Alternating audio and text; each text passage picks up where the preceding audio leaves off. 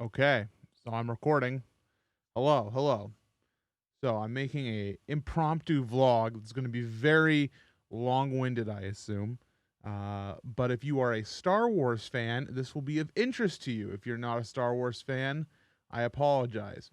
I might not look at the camera the entire time. I'm going to be looking over some notes I have. And this is all a vlog about me having watched Star Wars for the first time. I'm going to expand on that in a moment, but first, a comment. You might be saying, MC, I see you're wearing your own merch. Very, very astute of you. Yes, I am.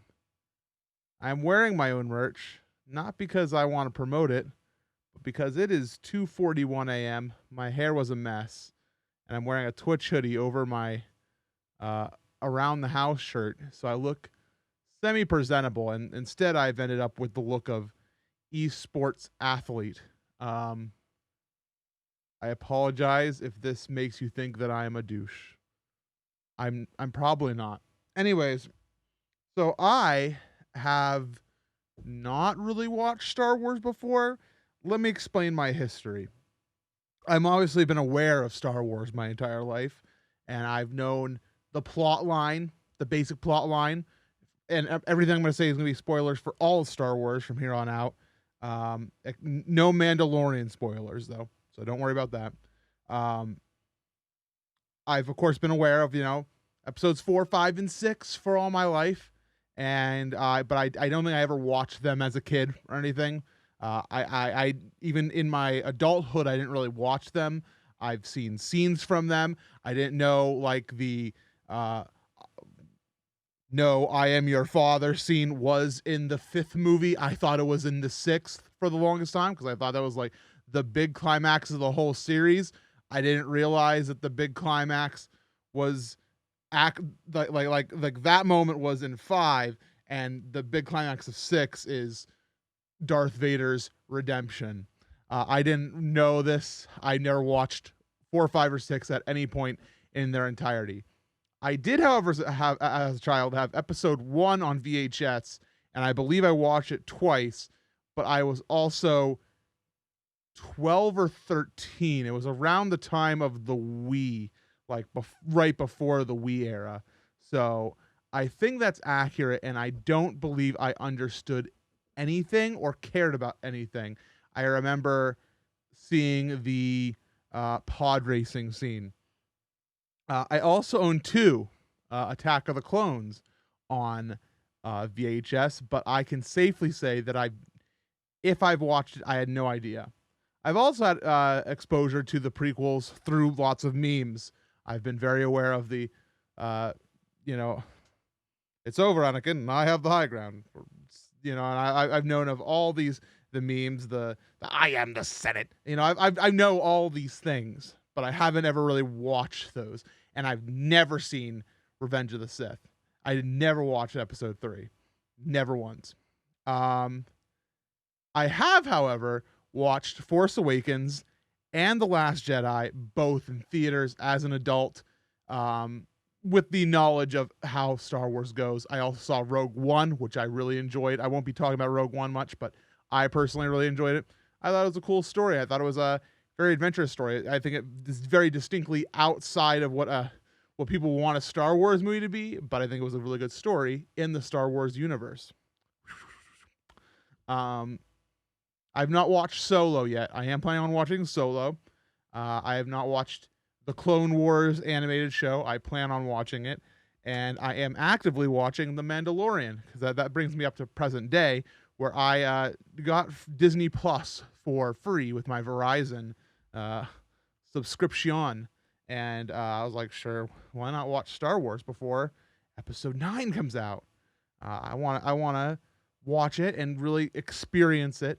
And of course, some people are like, oh, but you saw the special editions of 4, 5, and 6. You saw you know, you saw the Jedi dancing song or whatever. You saw different Anakin in the final scene where he force ghosts. I mean, okay, yeah, I understand why that would make some very dedicated original fans very upset. For me, It didn't make much of a difference. It didn't change my opinion of the movie, I don't think. Like, with the knowledge of what they changed, I went back and looked actually, and I don't care. I understand why some of those decisions were made. Like from a creator standpoint, like as a creative person myself, I understand why George Lucas wanted to go back and meddle with things. Should he have? That's a debate for another day. I want to talk about what I thought of the movies, what ranking I have them in, and just some other stray thoughts. I'll start talking about I have some notes again here about the original trilogy, 4, 5, and 6. New Hope, Empire Strikes Back, and Return of the Jedi. Is that what they're called? I don't know. I actually don't have a lot of thoughts on those movies other than they are very good. I'm going to talk about Han Solo though. So basically, I understand that these movies were made in a older time and things were a little bit different culturally, but boy howdy, I was kind of wasn't really a huge fan of Han Solo at first. Especially when I think it was in 5 that he's like basically trying to put the moves on Leia, and I understand he's supposed to be a slimy type of guy, just a not bounty hunter, but he's just out there to haul goods and get cash money, and Han shoots first, whatever. I just kind of like I like that Leia tells him basically like, "Hey, you're a slime ball," but I find it very funny that like that's how their entire relationship started. That it kind of started on Han just being kind of creepy and kind of a slimy guy, and instead of it being like, "No, you're slimy, goodbye," it ended up being, "You're slimy and I like it," and I was like, "All right." Obviously, the sequels kind of address it, and just basically they're like, "Yeah, we kind of went our separate way," and but we have a respect and love for each other, I guess. And like in the prequels, Anakin kind of did the same thing with Padme, kind of as being kind of a creepy, slimy guy towards her until she eventually was just like, "Yeah, I care for you." It's like I don't know if George Lucas has never seen a different way of flirting. I think the only way he thinks that people can flirt is, "Hey, you love me, right? Right? Right? Right? Right? Right? Yeah, okay. She's in love with me." And if they do love each other, sure, but I don't know. I found it kind of whatever. Other than that, I mean, Han is cool. He's a good, awesome character. And I think that he made the original trilogy as great as it was. I think they needed to have kind of a slimy character who, he's not entirely slimy. He's a good man, but he had some minor development that maybe made him go from that uncaring kind of like crime guy to General Solo. He's a commander or whatever. He's out there to fight the good fight, and I think he had some good development. And I think that's cool.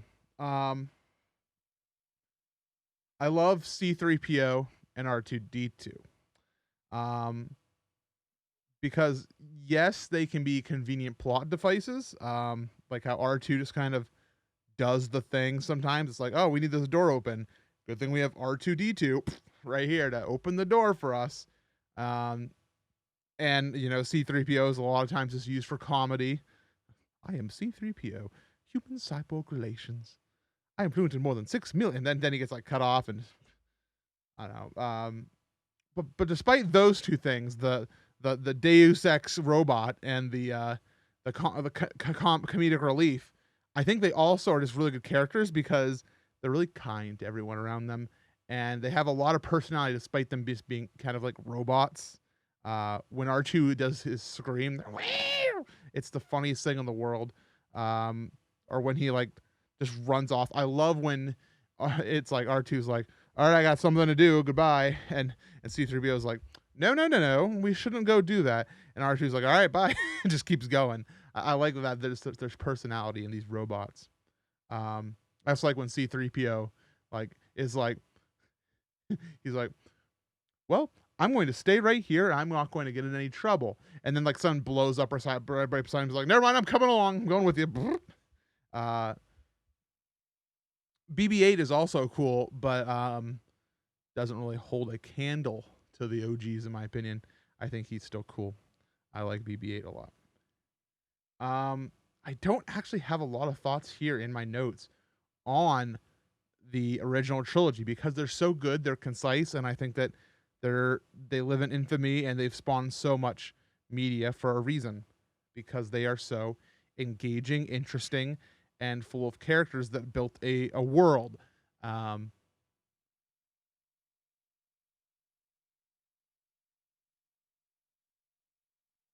paused the recording. I don't know if it worked. So let's talk about the prequels a little bit, and let's talk about their infamy, I guess.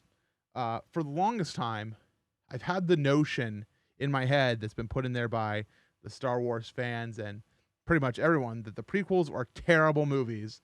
And based on my experience with the Phantom Menace, which wasn't much, I thought it was kind of justifiable. I was like, yeah, it was kind of a stupid movie.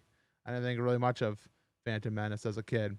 I couldn't pay attention to it, but I mean, as an adult, whatever.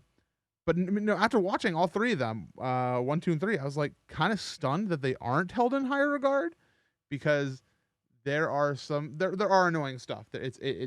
Jar Jar isn't great, but he's really only a major character in the first one in Phantom Menace. I thought he was going to be major in all three based on what I've heard and based on how people describe the prequels as like the prequels. Oh, Jar Jar sucks. I thought it was gonna be Jar Jar central all the time, but it wasn't. Anakin kind of is annoying. He has a lot of angst in Attack of the Clones, and there's a bunch of stupid teenage romance, and the subplot it made me roll my eyes, but I understand why it had to happen. The whole idea is we need to make Anakin fall in love, so one, he can birth Luke and Leia later, but also to give him a character arc of him turning to the dark side.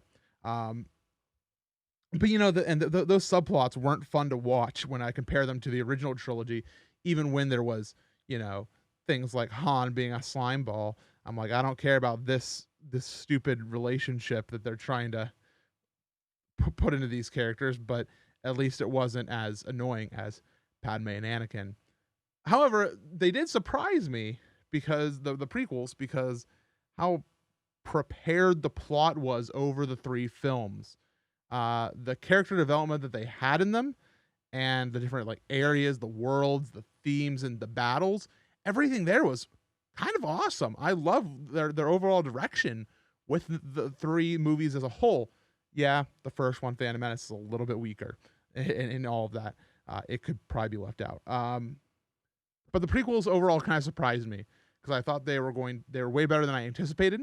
They're not excellent movies, I understand that, and they're not excellent Star Wars movies, but I wouldn't say that they're bad. Phantom Menace is the weakest one, cut and dry, no questions in my brain at all on that. But one thing that I do love about the prequels is politics and the Jedi Order existing. And it's one reason why I hold probably the prequels higher in my head than I think some other people. I don't know how people really. I've not been a part of the Star Wars fandom, but getting to see the Senate, the formation of the Galactic Empire, the Jedi Order, the Separatists, with General Grievous, and how all these different factions like interact. I kind of thought when I was going to watch a movie called Star Wars, when I went into 4, 5, and 6, that I was going to have more developing conflict between different factions, but there wasn't really much of that inside the original trilogy, and the prequel trilogy kind of knocked it out of the park on that. I think I like seeing how Palpatine took over in the original trilogy and how he used his influence and kind of swayed people using his charm and eventually became evil. There is a lot of jank and plot conveniences in those politics. But I mean, contrary to just like the Empire and the Resistance in the original trilogy, it felt like it was a more connected world inside the prequels with rules, methods, and factions. I kind of expected it more. I expected it more in the original trilogy, and I didn't get it. But I was really pleased with getting to see like the Jedi Order and how they govern themselves comparatively to the Senate, and how it's all being corrupted by and the formation of the Empire. Um, I know that there's more. If I like this type of stuff, I can look into extended universe stuff, things that are no longer canon because of the Disney mandate or whatever. But I like those in the movies. Let's talk about Anakin. Do I have Anakin in here? Yeah, let's talk about Anakin. Um, okay, yeah, okay. What I wrote down for Anakin right here is very simple. He's a whiny, insufferable, angsty boy. Um, at first, when he's like just a little kid, it's like kind of like okay, he's just a little kid. He's kind of just there. He doesn't really.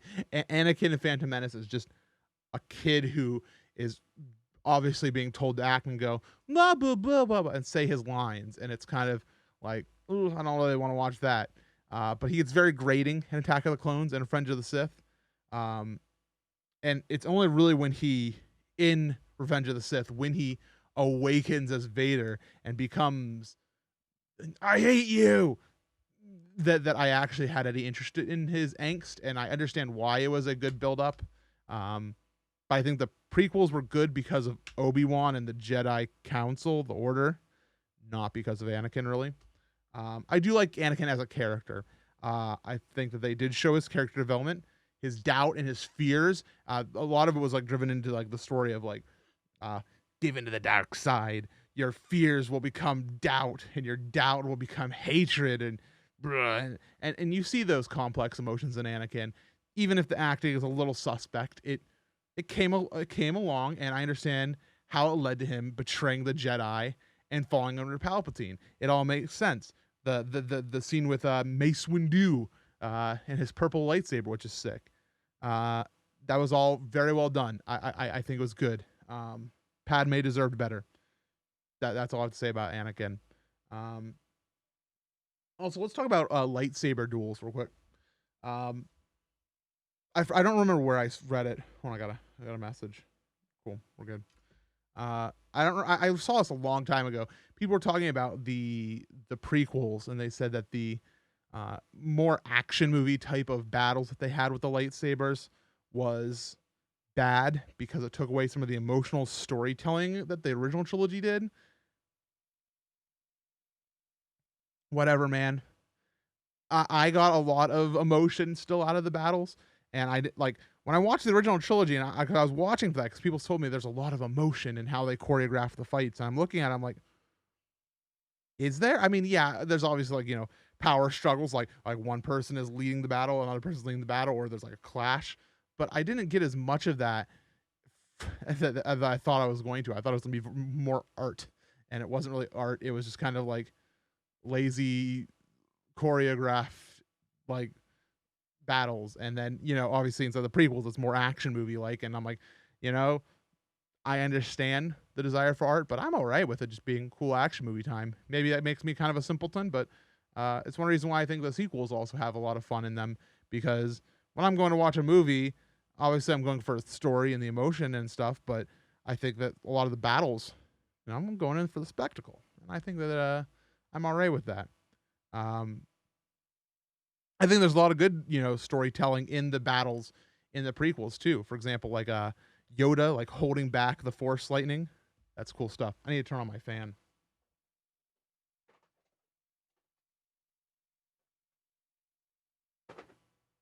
When I close my door in my studio, it gets boiling in here. So those are my thoughts on lightsaber duels. Let's talk about the sequels a little bit. Let's talk about Kylo Ren first.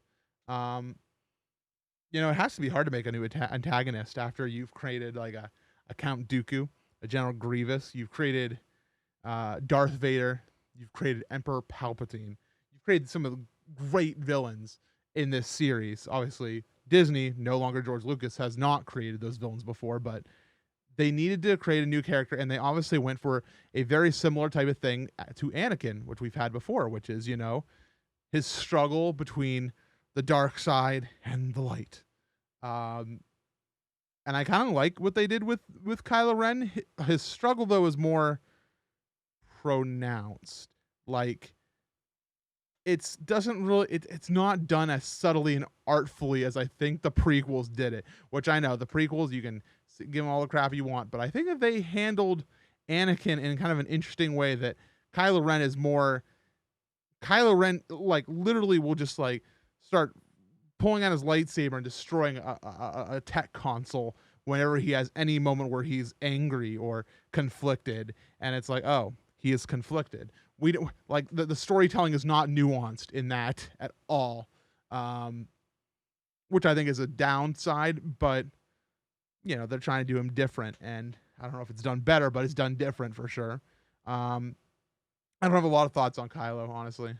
I'm interested to see what happens to him in the final act of this trilogy that he's in. The moment of him betraying Snoke is very good. I do like that. That is something that is very original, and we're going to talk about Last Jedi in a second, but if you want to talk about any good Last Jedi moments, it's that where Kylo decides that, yes, I know what I must do. I know who I need to kill, but it's not Rey, it's Snoke, because he's holding me back. I am Kylo Ren. If I'm to truly be the dark side of the Force master, I am the only one who will be the master. And that's a cool moment. It defines him. But let's talk about the sequels, and let's talk about The Last Jedi especially. Let's talk about the characterization of Luke, which I think is the most controversial part of The Last Jedi. People complain about The Last Jedi for a lot of reasons, and when I first watched the movie, I did not understand almost any of them. I did not understand their complaints about the characterization of Luke, which I do now. I don't agree entirely, but I do see why people complain about the things they did with The Last Jedi. Let's talk about Luke specifically. So the big question is, if you are there sitting at Disney and you're saying, where do we take Luke? How do we take, a once young, spry Jedi Knight and turn him into a master in a post-Empire world? And, you have other examples you can go with. You have Yoda, who escaped and was able to train Luke. You have Obi-Wan, who did a very similar thing. And how do you contrast it? How do you make a different character? How do you not make Obi-Wan too? How would the Last Jedi been if Rey showed up and was like, please teach me about the Force? And Luke said, okay. I mean, one of the biggest complaints I saw about The Force Awakens was it was too much like the original trilogy. They're like, it's a New Hope remix. Whatever, dude. Whatever. I think it's different enough. I get there's a lot of same story beats, but whatever. I'm not here to talk about that. I'm here to talk about Luke, and I think they had to take him in a different direction. I think they had to. Is it a good direction? And the whole thing comes down to the moment in the past that we don't see where Kylo Ren, Ben Solo, has conflict within him and darkness. And Luke is like, oh my gosh, I think that the Snoke guy has taken control of my young apprentice here in my Jedi temple with my younglings. And he goes to him and he's like, oh my gosh, the darkness has already taken hold of him. And for a fleeting moment, the whole thing is that it's supposed to be done in like at a fleeting moment. Luke is like, I can put a stop to this. And he pulls out his lightsaber. And then he's like, what am I doing? This is stupid. And he's about to put it away, but at that point, it's already too late. Kylo Ren has already seen Luke holding a lightsaber over him, and that just shatters the entire relationship, and as well as the Jedi Temple, and that causes Luke to say, I have made him a grave mistake, and I no longer want to chain the Jedi. It has to end with me. Once again, I have screwed up. So, is that a good direction to take Luke? I don't think entirely yes. And I don't think entirely no either. Because, the whole point of Luke, the people really love about him is that he saw the good in Vader. He saw the good in Darth Vader. Someone who is very unequivocally evil for like the entire 4, 5, 6. People are like, no, he's awful. But Luke is the one who sees good in him, and that ultimately leads to him swaying him back to overthrow Palpatine. So if Luke can see good in Vader, how can he not see the possibility of change in Kylo Ren, who is still very young, not, still sleeping in a Jedi temple? It goes back to the whole mistake that happened with Anakin, where Anakin, himself was, had his moment in Revenge of the Sith where he just screwed it all up. And Obi-Wan still saw good in him, but it didn't help. And yeah, I think that's kind of a bad thing they did to Luke, to even have him have that doubt, because in the Luke that we were trained to see in the original trilogy, he wouldn't have doubted there was still good in Kylo Ren, and would never pulled his lightsaber on him. And so that is where I flaw The Last Jedi. That moment made Luke into a character that I was supposed to way. I think that moment was the character flaw. I think that everything that happened after that is a logical conclusion off of the event that they did flaw. I don't think that the rest of Luke is flawed. I think that is a flawed Luke only because they had one moment in time they screwed him up, and they made a decision for their story that makes sense on why they'd want to do it part of the story, but is it a good decision for Luke? No. And you still see, like, Luke Skywalker. Like, you still see him as a character. Like, I still have feelings of him from the original trilogy in The Last Jedi. One of the best moments I think that I could probably point out is when he sees R2 for the first time. He has like a spring in his voice that says R2, and he gets very happy, and you hear the very young Luke in there, even though now he's an old man. He's obviously gone through a lot. So I'm not wild about Luke in The Last Jedi. I don't think that they've majorly screwed him up. I think that they took a logical route off of a decision that they probably could have changed to make him more Luke-like. I think that they made the correct decision. They characterized Luke correctly, but they characterized him off of a decision that Luke would have never made. So that's where I find the flaw in Luke. Him dying at the end, people think, I don't know if people think it's a cop-out. Obviously, he's become a Force ghost. We're going to see a Force ghost Luke. If we don't, what's the point? Yeah, I don't know. I liked The Last Jedi. I like all the Star Wars movies. I enjoyed them all. Phantom Menace is the weakest, but I don't know. I thought it was all right. I thought they were all right. I think that some quick shouts to my favorite characters. I love C-3PO. I thought he was just a kind character. I like C-3PO a lot. Leia, I loved Leia. She's so cool. I loved seeing her in action. And in the sequels, I think she's some of the best part of the sequels because she's still very Leia the entire time, and she's very powerful. Yeah, she kind of does use the Force to fly through the sky at one point, which is suspect, but I mean, she's strong with the Force, I suppose, so that's her Skywalker moment, I suppose. I kind of am sad that I see a lot of, the slave Leia, outfit and like toys and merchandise and stuff all over, because before I watched Star Wars, like right now, I thought I saw a lot of that Leia, and I didn't really know what Leia's character was like other than my exposure in the sequels. And young action Leia is kind of awesome. Luke is cool and all. I like Luke, but she slayed. She was very cool.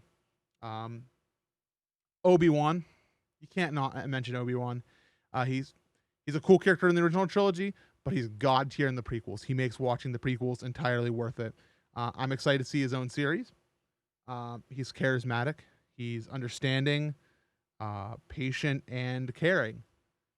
Anakin didn't deserve him. Just like Padme didn't deserve him. Padme didn't deserve Anakin. Anyways, let's talk about Palpatine. Bad guys are really cool when they're done right. And after I watched the prequels, Palpatine became so cool in my eyes. He's very evil. He's just downright evil. Absolutely evil. He's manipulative. He's nasty. And he's very powerful. All the things a villain needs.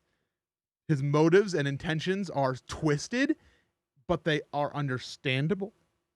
And it makes him feel like he's doing the right thing, even though he's very understandably evil and he knows he's evil. The Sith are cool as a thing because he is so cool. The Sith are cool because Palpatine is cool. I'm just very happy with Palpatine. Those are some of my favorite characters. I like a lot of the characters though. I'm gonna wrap it up. Here's my ranking of best to worst. Actually, I'll do worst to best.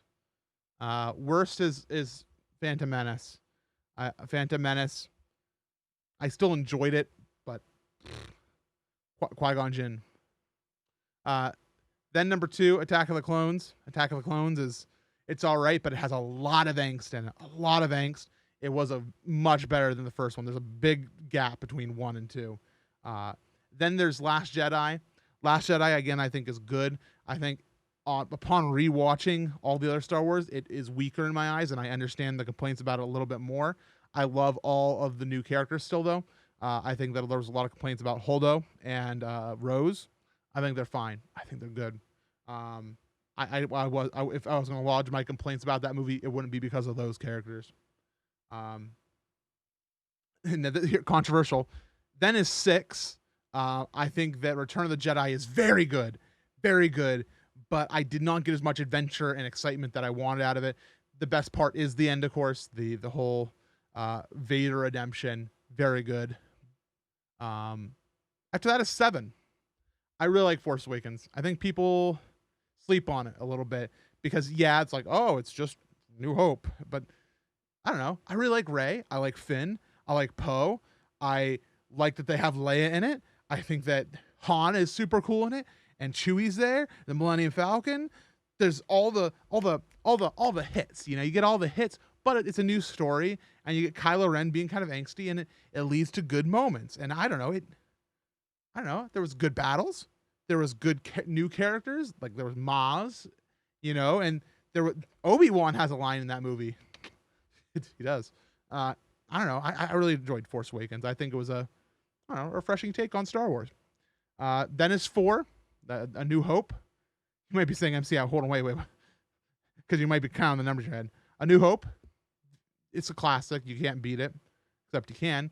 I like Revenge of the Sith in my second place slot. I really like Revenge of the Sith. Some people might get on me. Yes, the acting is a little suspect, but there is so much cool stuff going on. There's so many political factions warring. The Emperor is becoming the Emperor. Anakin is becoming Darth Vader. Obi-Wan is struggling. The Jedi Council is in shambles. Execute Order 66 is happening. There is so much cool stuff in Revenge of the Sith. It is the most Star Wars-y Star Wars I've seen. Like there's just so much cool stuff. There's space battles, land battles. There's talking and poor Padme. I don't know. I really enjoyed it. It's a little campy, I understand, but I enjoyed it, and I thought it was a treat to watch. And then it's 5. My favorite one is Empire Strikes Back. I don't know if I have a lot of good reasons for it, other than it feels like one of those movies that will stand the test of time in a way that people might eventually kind of be like, Phantom Menace already has kind of gone by the wayside. Some people recommend you don't even watch that movie. You just skip it if you're going to watch Star Wars. And I feel like Empire Strikes Back is going to be with us for a long time because it has such a good narrative arc, with the climax of the "No, I am your father" moment. Even if we know it's happening nowadays, like it's part of our culture, it still hits. It still works, and it's still enjoyable. And I don't know. I knew the entire plot of Empire Strikes Back pretty much when I watched the movie, but it still hit good. It hit all the right ways. I don't know how to describe how a movie makes you feel in like the hitting the right way, but it did. So there's my rankings and some stray thoughts I had. I just wanted to talk about Star Wars because I just watched a lot of Star Wars.